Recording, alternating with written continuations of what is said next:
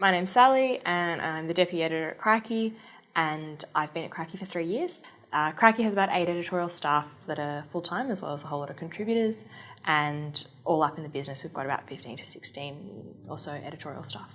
At the start of this year we launched Crikey Worm, which is a new early morning newsletter, which was a pretty big change for us. The idea of that was that it would sort of summarise and analyse the day's news and be something that people could read, on the way to work, as they get up in the morning, as they're eating breakfast. The only problem with doing that is that someone has to get up and write it so that it's in people's inboxes nice and early and it's actually, good for that purpose. And our EBA had nothing in it about getting loading rates for working unsociable hours. It had things like time in lieu, because really before that the expectation was that if anyone was working unsociable hours it would be an occasional thing, not an every day of the week thing. So we needed to negotiate loading rates that made it worth getting up and working from 5 a.m.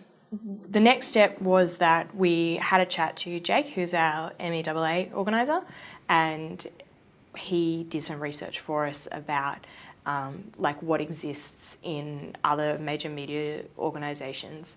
We got a petition of all our editorial staff so that the request came from the editorial staff as a whole, not just from me as the person who was doing the work that early, which made it, I think, a more powerful thing that it was coming from everyone, and I didn't feel like I was sticking my neck out and being this one person who was saying, hey, I want more money. So now the author of Crikey Worm changes each week. It's on a roster, so it means that every staff member that does this gets remunerated correctly for having this crazy early start time that destroys your social life for a week. I think it showed that it is possible to get provisions like this that have been won at bigger media organisations for quite a while, and that are seen as quite standard because we don't have an award as digital journalists. We were able to get something that we didn't have a precedent for, and we were able to do that really quite easily. Our company wasn't out to get us. We just didn't have any previous thing that said this was something that we were entitled to. The media industry is, it's not booming.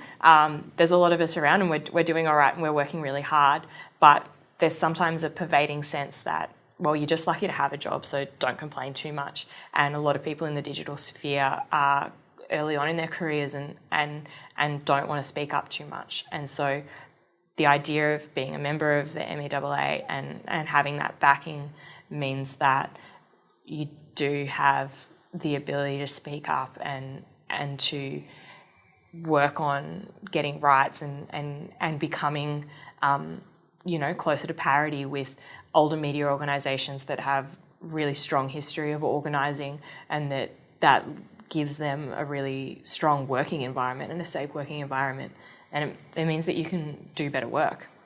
Yeah, it does feel empowering, and it was good to be able to show all of our staff as well that, I'm probably one of the more vocal people in the office, and was able to show that we were able to achieve that, and that it is possible that if you want to speak out on an issue that we can make change.